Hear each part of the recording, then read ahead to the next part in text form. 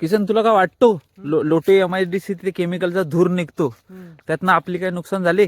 आपली भरपूर नुकसान झाले.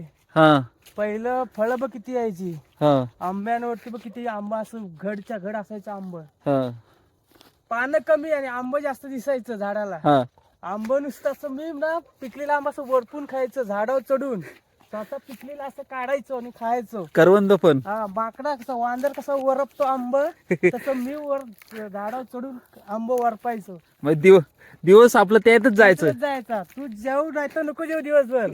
2 आंब खाल्लंस की पोट चार भरला तुझा. चार 4 महिने त्यातच हो. आणि पुढचे 4 महिने पावसाळ्यात शेती भीती सगळं. शेती सगळं काकड्या म्हण हे म्हण. म्हणजे वर्षभर निसर्गामुळे आपलं मरण नाही. निसर्गामुळेच, हो. निसर्गामुळे मरण नाही. हो. पण आता ते केमिकल मुळे सर्व वाट लागलेली आहे. आणि त्यात आता परत इटलीची ती हा, इटली इटलीची ती हा, मला केमिकल कंपनी आहे. मला म्हणायचं लक्ष्मी ऑर्गॅनिकला एवढी कसली पैशाची कमतरता पडली की तो आपल्या शरीराचा घात करणारा असला केमिकल आणतात. हो. एवढं किती पैसे कमी पडलं. हो काय करायचं आता?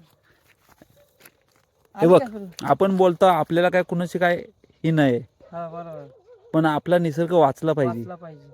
कारण हे सगळ्यांच्या हिताचं आहे. हिताचं आहे. महाराष्ट्राच्या सगळ्या गावागावातल्या वाडीवाडीतल्या सगळ्या लोकांच्या हिताचं आहे. हो. निसर्ग वाचला तरच देश वाचल, हो. तरच गाव वाचणार आहे, गाव वाचलं. तरच महाराष्ट्र वाचल. बरोबर. आणि तरच महाराष्ट्रातले सगळे नेते मंडळी कोण सगळे जेवढे काय मोठे छोटे सगळी जनता बिनता ती वाचणार आहे.